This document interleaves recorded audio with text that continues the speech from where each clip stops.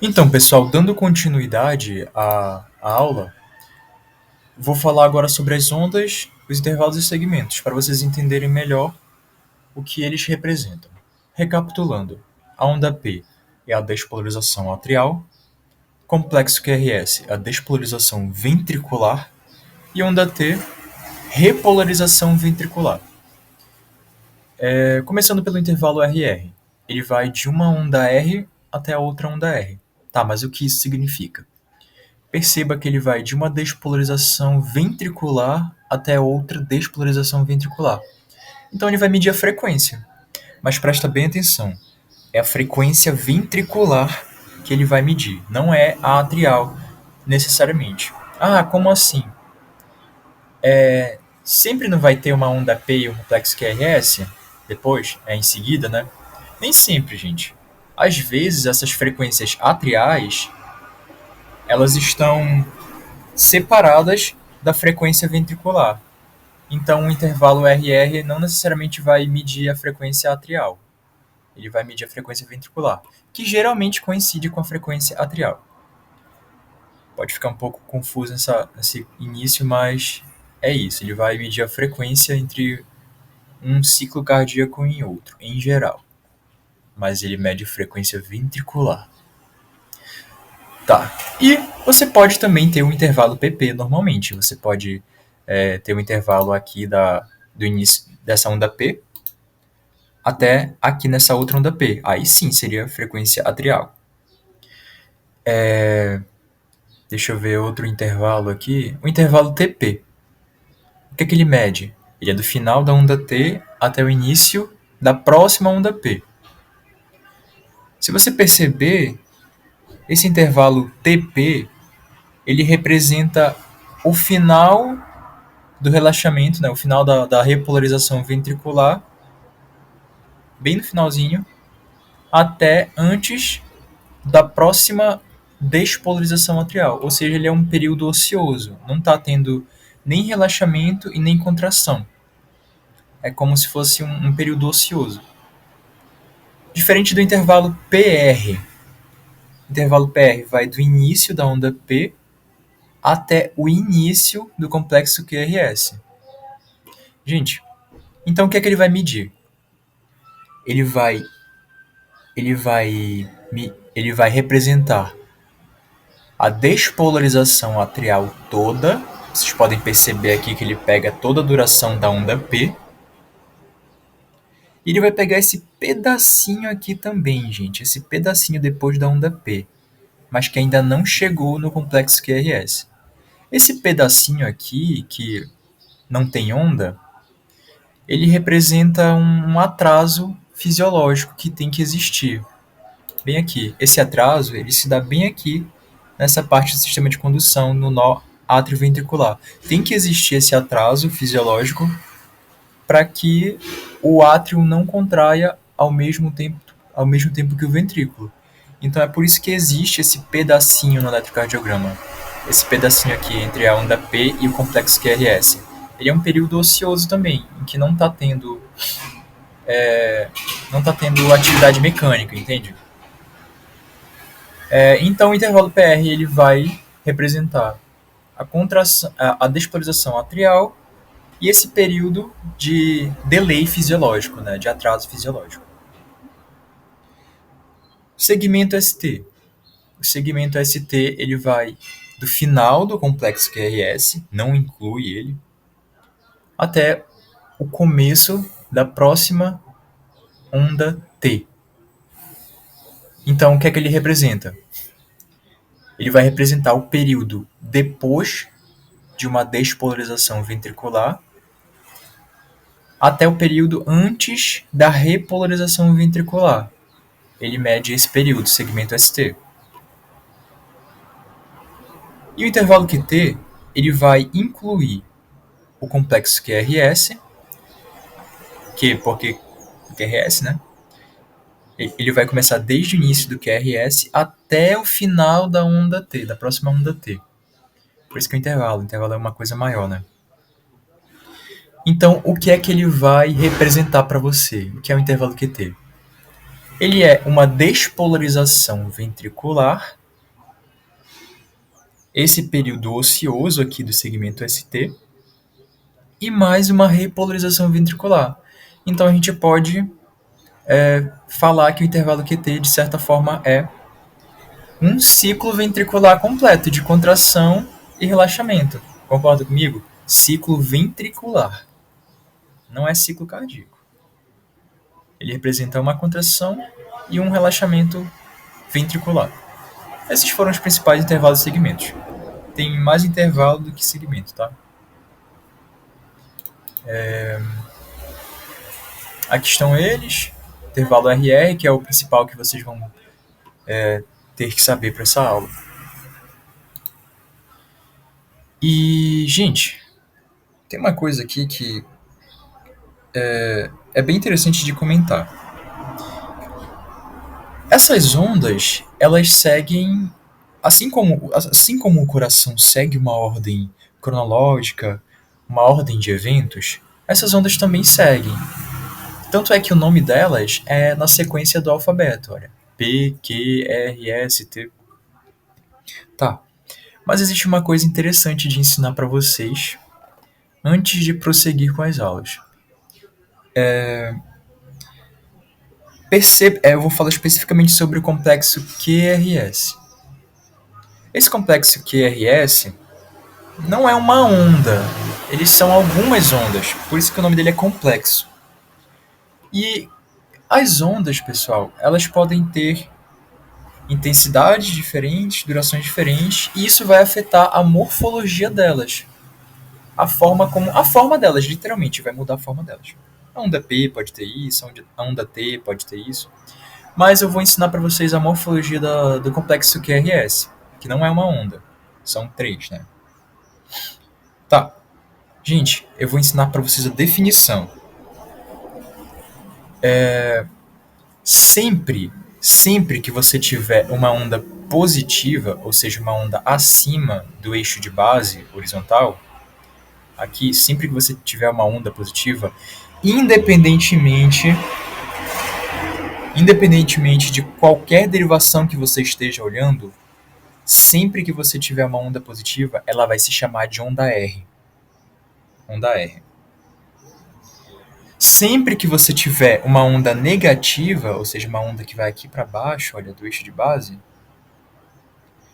ela vai se chamar ou onda Q ou onda S. Tá, mas como é que eu vou saber se é onda Q ou se é onda S? Vai pela ordem do alfabeto que eu comentei contigo. Se a ordem do alfabeto é Q, R, S, tu tem uma onda positiva aqui, tu sabe que ela é onda R, que eu já falei pra você. Se tu tiveres uma onda negativa, ou ela é Q ou ela é S. Mas ela está antes do R, vai pela ordem do alfabeto. Se é uma onda negativa antes de uma onda positiva, que é a onda R, ela vai ser a onda Q. Então você tem um complexo QRS de morfologia QR. E a mesma ideia serve para quando tiver uma onda negativa depois de uma onda positiva. A onda R, né? Ela vai se chamar de onda S, porque ela vai estar depois do R, né, na ordem alfabética. Então você vai ter um complexo QRS de morfologia RS. Você não tem onda Q aqui. Assim como também, se você tiver os dois, uma onda negativa antes de uma onda positiva e uma onda negativa depois de uma onda positiva, vai ser QRS. Complexo QRS total, né? Eu tô ensinando isso porque nem sempre vai aparecer bonitinho o QRS no seu eletrocardiograma. Assim como o único parâmetro para você dizer se é uma onda Q ou S é uma onda R, né? E se não tiver onda R, como é que eu vou saber se é uma onda Q ou S? Não tem como. Não tem como você ter um parâmetro. Aqui, por exemplo, dá para você perceber. Aqui também. Nesse caso aqui só tem uma onda negativa. Então você vai simplesmente chamá-la de QS. Então ele vai ser um complexo QRS de morfologia QS. E lembra que eu disse que toda onda positiva vai ser onda R?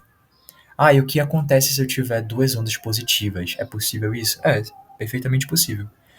E ela vai se chamar de onda R. De qualquer jeito, vai se chamar de onda R. Aqui você tem um exemplo. Ó, onda R aqui e onda R aqui. São ondas positivas. Só que aí, para diferenciar, você chama a segunda onda R de R'. Então, você já entendeu isso? Vou mostrar para vocês aqui um eletrocardiograma. Tá um pouco embaçado, mas dá para entender. Vocês conseguem enxergar aqui que nessa derivação D1, vocês têm uma onda positiva bem aqui? Ela é a onda mais ampla que tem aqui. É a onda positiva, onda R. Pronto. Ponto. Estão vendo onda negativa antes dela? Não. Então não tem Q. Mas tem uma onda negativa depois dela. Uma onda S. Então esse complexo QRS aqui tem morfologia RS. Beleza. Agora bora para outra derivação. Mas antes disso, tenham em mente que essa onda R aqui é a onda mais ampla que tem, é a onda maiorzinha que tem aqui. Bora para outra derivação. Aqui, em AVR, vocês estão vendo que tem uma onda negativa aqui. Bem, ou ela é Q, ou ela é S. Mas cadê a onda positiva para vocês levarem como parâmetro? Tá bem aqui, olha, tá bem pequena, mas tá bem aqui. Ela é uma onda positiva. Ela vai ser a onda R aqui nesse caso. E essa que está vindo antes vai ser a onda Q. Então você tem um complexo QRS de morfologia QR. Lembra que eu disse que, independentemente de qualquer derivação que você esteja olhando, a onda positiva vai ser a onda R? Pois se enquadra aqui nessas duas derivações, por exemplo. Se você pegar aqui, a onda mais ampla é a onda R. Ela está positiva. Mas a onda mais ampla aqui nessa outra derivação é a onda Q. Aí você fica confuso, mas não é R aqui nessa derivação e agora virou Q? Gente, vai pela definição. Onda positiva é onda R. Onda negativa ou é Q ou é S. Pode parecer um pouco confuso, mas funciona assim. É como se fosse uma pessoa que em um país tem um nome, mas em outro país tem outro nome, mas é a mesma pessoa. Essa duração aqui específica, essa onda ampla específica aqui, essa onda que aqui se chama R nessa derivação, é a onda Q nessa outra derivação aqui. É a mesma onda, representa o mesmo instante de contração ventricular, de despolarização ventricular. Representa o mesmo instante, só que aqui ela se chama de onda R por ser positiva e aqui de onda Q por ser negativa e estar antes de uma onda positiva. Então meio que muda o nome delas de acordo com cada derivação. É uma coisa um pouco avançada, mas se você não entendeu isso direito, tudo bem, você pode pesquisar na internet sobre isso para entender melhor, mas isso aí é um conceito um pouco avançado para as próximas aulas. É para você entender que existem diferenças, nem sempre vai estar bonitinho o complexo QRS no seu eletrocardiograma. Aqui você tem outro exemplo, para praticar. Onda positiva, independentemente de qualquer derivação que você esteja olhando. Aqui em V3, por exemplo. Onda positiva, onda R. Onda negativa, depois do R, S. Então, complexo QRS de morfologia RS. Vamos ver. Aqui dá para ver bonitinho. Tem uma onda positiva, tem uma onda negativa e tem outra positiva. Então vai ser R, S, R'. É perfeitamente normal você ter morfologias diferentes até no mesmo elétron. Tipo, aqui você tem uma morfologia só com duas letras em V3. E aqui em AVL tem outra. aqui em AVR tem outra morfologia. Nem sempre você vai ver uma onda em uma derivação. Às vezes uma onda pode estar ocluída em alguma derivação, gente. Lembra que são pontos de vista diferentes. Às vezes você não vai ver tudo em uma derivação. E aqui dá para ver também, nessa derivação, por exemplo, está um pouco embaçado, mas dá para ver. Não tem onda Q nem onda S, só tem onda R no complexo QRS. Bora para outra derivação. A VR só tem uma onda negativa. Ela vai ser a onda QS. Beleza. Vamos prosseguir. E, gente, o eletrocardiograma, para vocês entenderem melhor, eu já falei que possuem 3 parâmetros: intensidade, duração e direção. A intensidade vai ser a amplitude, a duração vai ser a distância na horizontal, e a direção eu vou comentar melhor com vocês quando eu explicar eixo. Mas vocês têm que entender que todos esses 3 parâmetros, eles têm que estar em uma escala. Eles precisam estar em uma escala justamente para você entender quais critérios usar para saber se eles estão aumentados ou diminuídos. E a escala normalmente utilizada, na grande maioria das vezes, é essa aqui, de 20 milímetros por segundo, de 2 para 1. Ah, o que é 2 para 1? Vocês estão vendo essa escala aqui? Ela vai ter que estar no eletrocardiograma de vocês. Não está encaixado aqui, mas ela representa o seguinte: 2 quadradões de altura e 1 de comprimento. Essa aqui é a escala, de 2 para 1. 2 de altura, 1 de comprimento. Essa é a escala que vocês vão ter que seguir. Existem outras escalas diferentes? Existem, mas essa é a mais comumente utilizada. E a velocidade desse eletrocardiograma é 20 milímetros por segundo. Gente, ele é padronizado dessa maneira, em quadradinhos, um papel quadriculado para você entender. Ah, essa onda aqui deveria ter tantos quadradinhos, mas não tem isso, tem um problema. Cada quadradinho desse, cada quadradinho pequeno desse representa 1 milímetro. 1 milímetro. Então, cada quadradão vai ter 5 milímetros, tanto de altura quanto de comprimento. E, gente, no eixo vertical, para cima, assim, esse quadradinho vai representar a voltagem da amplitude.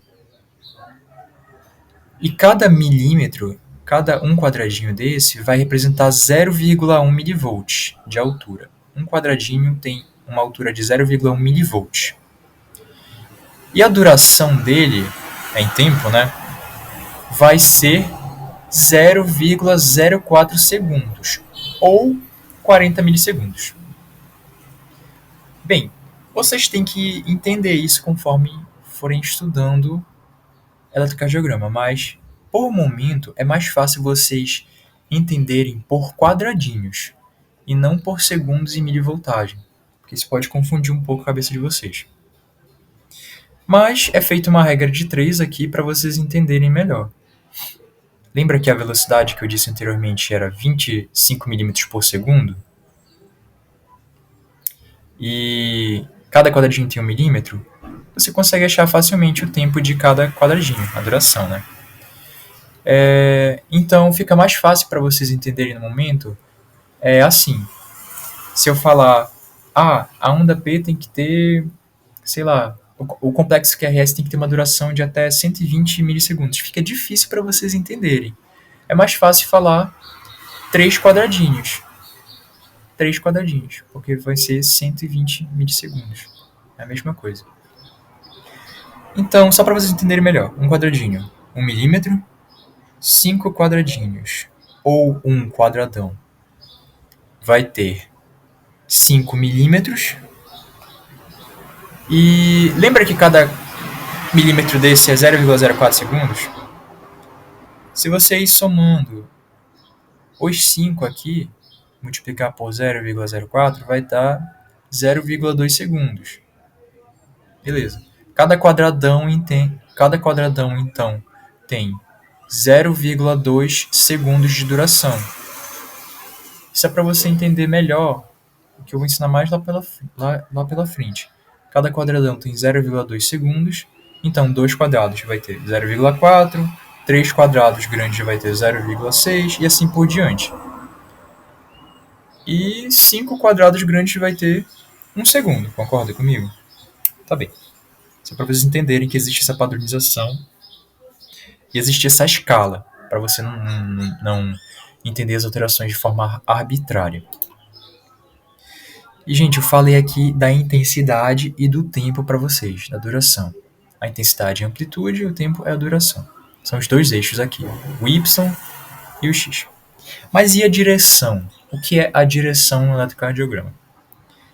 Olha, a intensidade é a amplitude, é a altura da onda.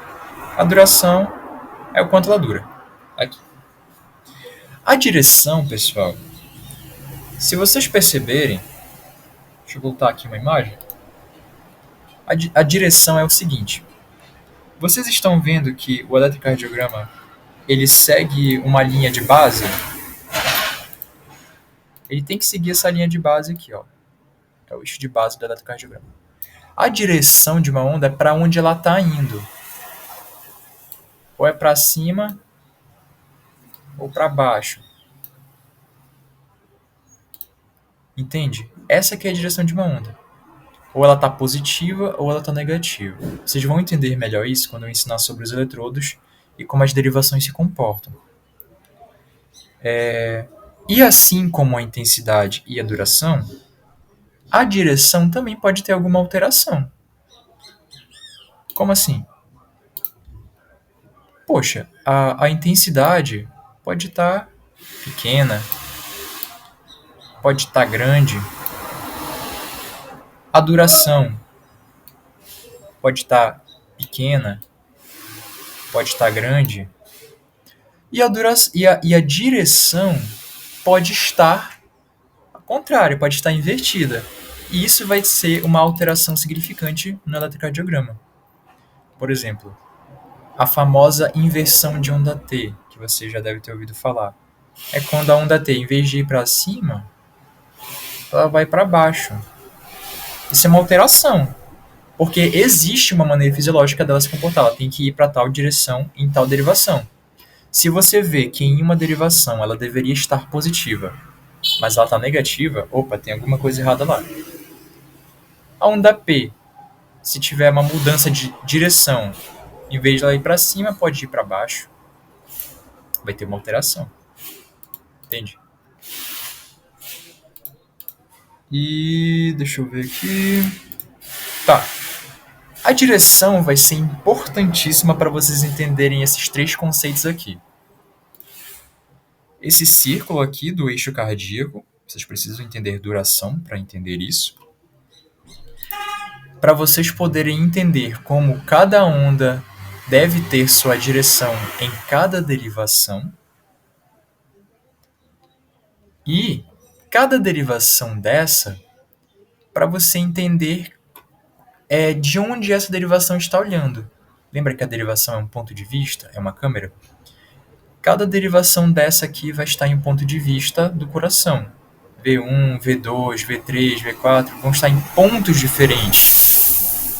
Então, podem olhar alterações em localidades do coração diferentes. Pode estar em uma, duas, ou até em coração todo. E aí é necessário você entender as alterações de intensidade, duração e direção, entender em qual derivação ela está, para poder entender a localidade da alteração no coração. E isso vai ficar para a próxima aula. E é isso.